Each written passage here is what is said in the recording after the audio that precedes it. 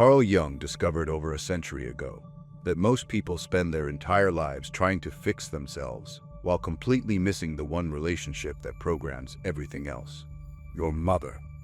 I need to warn you, this video will disturb you. You've tried therapy, you've read self-help books, you've worked on yourself for years, but something still feels broken inside you. Something that keeps repeating the same patterns, attracting the same problems, feeling the same emptiness. You wonder why healing feels so elusive, why you make progress, then somehow end up back where you started. Here's what no one wants to tell you. You're trying to heal a wound, while the source of that wound remains completely invisible to you. Not the woman who raised you, but the internal image of mother that lives in your unconscious mind. What Jung called the mother complex. Jung said, nothing has a stronger influence psychologically on their environment, and especially on their children, than the unlived life of the parent. Modern neuroscience now proves he was right. Your mother's emotional patterns didn't just influence you, they literally rewired your brain before you could speak. This is what you must understand. You will never heal until you understand this about your mother, that she lives inside your psyche as an autonomous force, directing your relationships, your self-worth, and your deepest fears. Until you see how the mother complex operates in your unconscious, you will keep trying to heal symptoms while the cause remains hidden. Today, we're going to make the invisible visible. We're going to explore the 6 ways the mother complex controls your adult life. Because as Jung discovered, healing doesn't begin with understanding yourself. It begins with understanding the mother who lives within you. Jung didn't arrive at the mother complex through theory alone.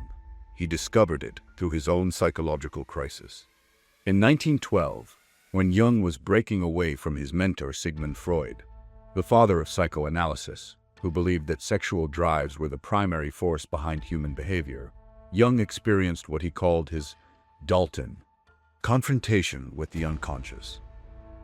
During this period, he realized that the most powerful force shaping human behavior wasn't sexuality, as Freud taught, but something far more primal: the archetypal images we carry from our earliest relationships. The mother, Jung observed, is our first encounter with the divine feminine archetype. She represents not just the personal woman who raised us, but the cosmic forces of nurture, security, and belonging that every human soul craves. But here's where Jung's insight becomes revolutionary. The mother complex isn't about your actual mother. It's about the internal image of mother that lives in your psyche, an image that was formed before your rational mind could process what was happening. This internal mother becomes what Jung called an autonomous complex, a cluster of emotionally charged thoughts and behaviors that operates independently of your conscious will. It has its own agenda, its own voice, its own power over your life. And the most disturbing part, most people spend their entire lives unconsciously serving this complex, believing they're making free choices when they're actually following an ancient script written in childhood. Jung identified that the mother complex manifests differently in each person, but it always serves the same unconscious purpose: to recreate the original mother-child dynamic, whether that dynamic was nurturing or wounding. This is why you find yourself attracted to certain types of people, why you react so strongly to criticism, why you seek approval in ways that exhaust you, why you either avoid intimacy or desperately cling to it. The mother complex is the invisible puppeteer of your emotional life. And now, modern neuroscience confirms what Jung intuited. These patterns are encoded in your nervous system at the deepest level. Brain imaging shows that early attachment experiences create neural pathways that remain active throughout your entire life. So when Jung spoke of the mother complex, he wasn't describing a psychological theory. He was mapping the architecture of the human soul. Have you ever felt guilty for wanting something that was entirely your own? For dreaming of a life that didn't revolve around someone else's needs? Jung noticed that some of his patients couldn't make a single decision without an overwhelming sense of betrayal, as if choosing themselves meant abandoning someone they loved. He traced this back to what he called the devouring mother complex. This doesn't mean your mother was literally devouring. It means the internal mother image consumes your sense of individual identity. Jung described this as the mother who loves too much, cares too much, gives too much, until there's no space left for you to become yourself. You recognize this complex when you find yourself saying yes when you mean no, when you feel guilty for having your own opinions, when you sacrifice your dreams to keep others comfortable. The devouring mother archetype whispers, "If you truly loved me, you would never leave. You would never choose yourself over my needs." And here's the psychological trap. This complex often develops from genuine love. Your mother may have been devoted, present, caring, but unable to see where she ended and you began. Jung wrote that this type of mother complex creates what he called psychological incest. Not physical, but emotional. The child becomes the mother's emotional spouse, responsible for her happiness, her self-worth, her sense of meaning. In adulthood, this manifests as the inability to set boundaries without overwhelming guilt. You become what Jung termed the eternal child, always seeking permission, always afraid of disappointing, always carrying responsibility for others' emotional states. Modern neuroscience shows us why this pattern is so persistent. When children are repeatedly flooded with a parent's emotional needs, their nervous system learns that survival depends on hypervigilance to others' feelings, while ignoring their own. The tragedy of the devouring mother complex is that it masquerades as love. But as Jung understood, true love creates space for individuation, the process of becoming who you really are. False love devours that space. If this resonates with you, notice how often you apologize for taking up space, how often you minimize your needs, how exhausted you feel after helping others. The devouring mother complex teaches you that your worth comes from how much you can give, not from who you are. But Jung knew something profound. Healing begins when you stop feeding the complex, when you reclaim the right to exist as a separate being.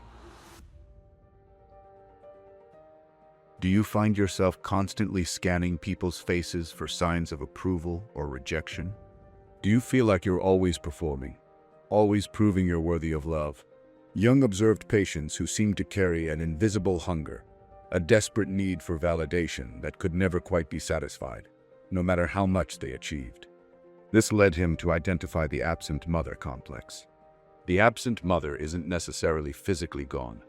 She's emotionally unavailable, present in body but absent in soul. She's the mother who was depressed, overwhelmed, distracted, or simply incapable of seeing you as a separate being with your own needs. Jung understood that children need what he called mirroring, the experience of being truly seen and reflected back with love. When this mirroring is absent, the child's psyche splits. Part of you concludes, "I must be unlovable." Another part responds, "I must become perfect to earn love." This creates what Jung termed the false self, a carefully constructed persona designed to win the approval that was missing in childhood. You become the achiever, the people pleaser, the one who never shows weakness. You learn to read rooms like a survival skill, adjusting your personality to match what others want to see. But here's the cruel irony. The more approval you receive for your false self, the more empty you feel inside. Because deep down, you know they're not loving the real you, they're loving your performance. Jung called this the provisional life, always waiting for real life to begin, always feeling like you're not quite enough as you are. The absent mother complex creates what modern psychology calls anxious attachment. You crave intimacy, but fear abandonment, so you hover in relationships, never fully trusting that love can be unconditional. Neuroscience reveals that children with emotionally absent mothers develop hyperactive stress response systems. Their nervous system remains on high alert, constantly scanning for threats to their emotional security. This is why criticism feels like death to you, why rejection sends you into emotional spiral, why you can receive 100 compliments but fixate on the one critique. The absent mother complex teaches you that love must be earned, that your authentic self is somehow deficient. But Jung knew a deeper truth. The love you're seeking from others already exists within you. The task is learning to stop performing and start being. Have you ever noticed how success feels dangerous to you? How every time you're about to achieve something meaningful, you find ways to sabotage yourself. Jung encountered patients who seemed allergic to their own power, people who would unconsciously create chaos just as their lives were falling into place. He discovered this stemmed from the suffocating mother complex. This is the mother who cannot tolerate your independence, not because she's malicious, but because your growth represents her loss. Your success makes her feel abandoned, so she unconsciously communicates that loving her means staying small. Jung observed that these mothers often use guilt as a weapon. After everything I've sacrificed for you, you're becoming someone I don't recognize. Success is changing you. The child learns a devastating equation. Growth equals betrayal. So you develop what Jung called success anxiety, the unconscious fear that achieving your potential will cost you love. You learn to dim your light to keep others comfortable. This complex creates a peculiar form of self-sabotage. You'll work incredibly hard toward a goal, then mysteriously lose motivation just before reaching it. You'll start relationships with emotionally unavailable people who can't be threatened by your success. You'll choose careers that keep you perpetually struggling, because somewhere deep in your psyche, the suffocating mother whispers, "If you become too much, I'll have to leave you."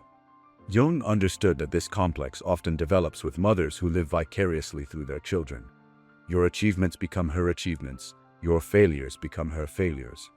You're not allowed to have a separate destiny. In adulthood, you find yourself unconsciously seeking permission for your dreams. You downplay your accomplishments. You feel guilty when things go well, as if you're stealing happiness from someone more deserving. Modern neuroscience shows that children who are punished for autonomy develop neural pathways that associate independence with danger. Their brain literally learns that growth threatens survival. The suffocating mother complex teaches you that love and freedom are mutually exclusive, that you must choose between being authentic and being loved. But Jung knew something liberating. The people who truly love you will celebrate your growth, not fear it. Real love wants you to become fully yourself. The suffocating mother complex keeps you small, but your soul was made for expansion. Do you hear a voice in your head that sounds suspiciously like someone from your past?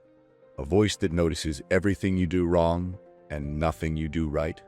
Jung was fascinated by patients who seemed to carry an internal prosecutor, someone who could turn the smallest mistake into evidence of their fundamental unworthiness. This led him to understand the critical mother complex. The critical mother is never satisfied. Nothing you do is ever quite good enough. She points out flaws with surgical precision, often disguised as helping you improve or preparing you for the real world. Jung realized that children internalize this critical voice as a survival mechanism. If you can criticize yourself first, maybe you can avoid the pain of external criticism. If you can spot your flaws before others do, maybe you can fix them in time. But here's what Jung understood. The critical mother complex doesn't create excellence, it creates paralysis. You become afraid to try anything unless you can guarantee perfection. You procrastinate on projects because starting means risking failure. You stay in situations that make you miserable because at least they're familiar. The internal critic speaks in your mother's voice, but it's serving an ancient protective function. If I'm harsh enough on myself, maybe the world will be gentler.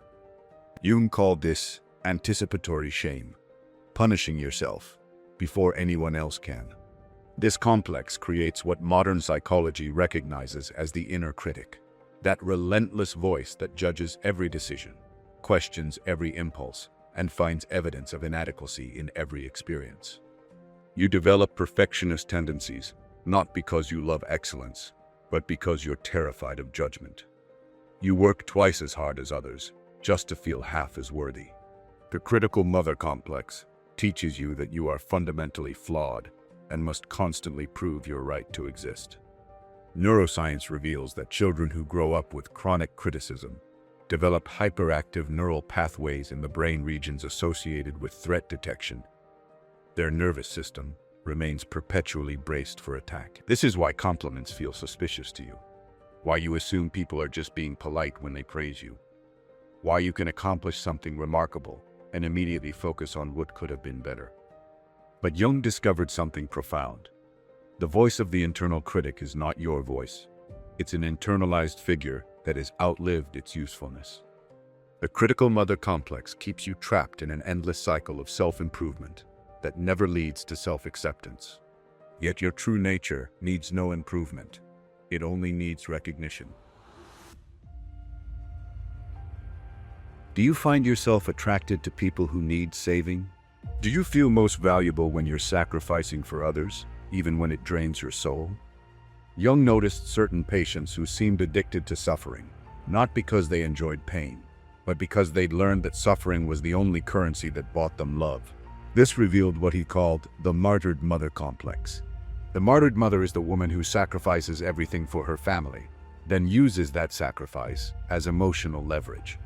She never asks for what she needs directly.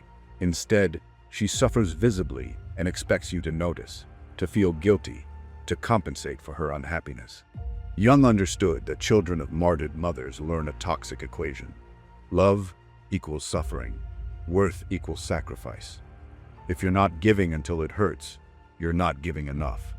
You become what Jung termed the wounded healer, someone who finds meaning through rescuing others because you were never allowed to be the one who needed rescue.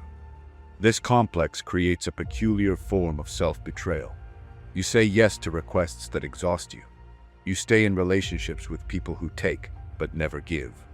You feel guilty when you're happy because somewhere, someone else is suffering. The martyred mother whispers, "Good people sacrifice. Selfish people choose themselves. Which kind of person are you?" So you learn to find identity in your pain. You become the friend who always listens but never speaks. The partner who gives endlessly but never asks. The child who feels responsible for everyone's happiness but your own.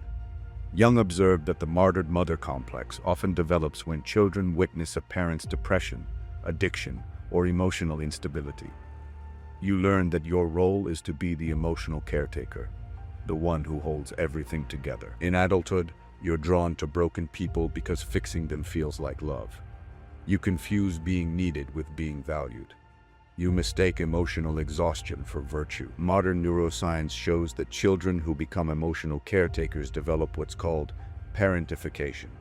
Their nervous system learns to prioritize others' emotional states over their own, creating chronic stress and emotional dysregulation. The martyred mother complex teaches you that your needs don't matter, that love requires self-erasure, that suffering is noble. But Jung knew something revolutionary. Healthy relationships require two whole people, not one person trying to heal another's wounds. The martyred mother complex keeps you trapped in cycles of rescue and resentment. True love doesn't require martyrdom. It requires presence. Have you ever found yourself comparing every relationship to a standard that seems impossible to meet? Do you feel like no one could ever love you the way you need to be loved?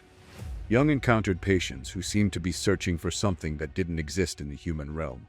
A perfect love, a flawless connection, a relationship without conflict or disappointment. This led him to identify the idealized mother complex.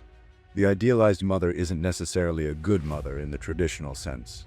She's the mother who existed more as fantasy than reality, either because she died early, was absent, or because you needed to create a perfect image to survive an imperfect reality.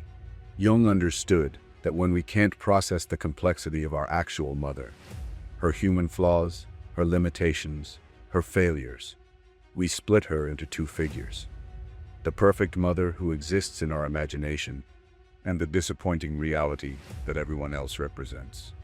This creates what Jung called the eternal search. You spend your life looking for someone who can match the idealized mother in your psyche, never realizing that this figure was never real to begin with. You become what Jung termed the romantic, someone who falls in love with potential rather than reality, who sees what people could become rather than who they are. Every relationship becomes a comparison. Every partner falls short of the impossible standards set by the idealized mother figure. You find flaws where others see humanity. You seek perfection where others find contentment.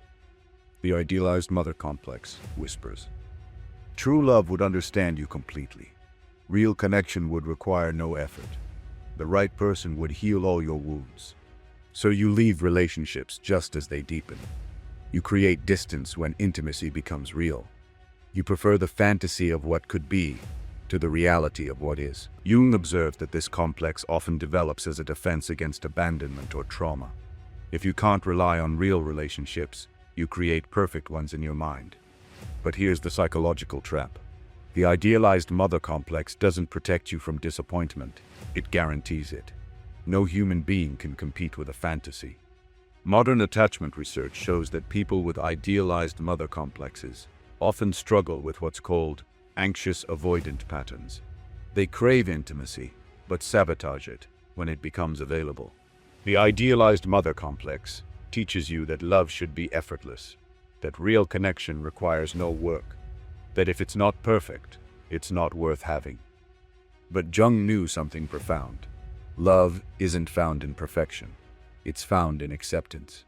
Not of ideal people, but of real ones. The idealized mother complex keeps you searching for what doesn't exist while missing what does. Now comes the most uncomfortable part of this journey. Because Jung understood something that most people resist. We don't just carry these mother complexes. We become them. The devouring mother you resented? Notice how you struggle to let others have their own opinions without feeling rejected. The absent mother who never saw you. Watch how you disappear emotionally when people need you most. The suffocating mother who feared your growth. Observe how you unconsciously discourage others from changing, growing, or succeeding beyond you. The critical mother who is never satisfied. Listen to how you speak to the people you claim to love. The martyred mother who suffered in silence. See how you use your sacrifices as emotional currency, expecting others to feel guilty for your choices. The idealized mother who existed only in fantasy. Notice how you hold others to impossible standards, then feel disappointed when they reveal their humanity. Jung called this the return of the repressed. What we don't heal within ourselves, we unconsciously inflict upon others. You become the very thing you swore you'd never be, not because you're weak or flawed, but because the complex lives in your unconscious, operating beyond your awareness. This is perhaps Jung's most revolutionary insight. We don't just suffer from our mother complexes, we perpetuate them. The pattern continues until someone has the courage to stop it.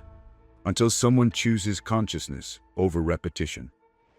Until someone decides that the cycle ends with them. But here's what Jung knew that changes everything.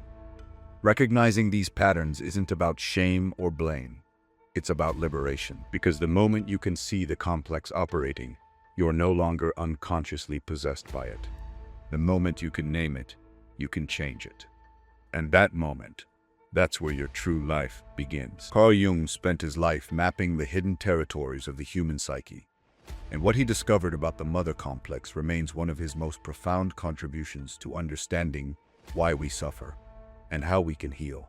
These 6 patterns, the devouring, absent, suffocating, critical, martyred, and idealized mother complexes, aren't psychological theories.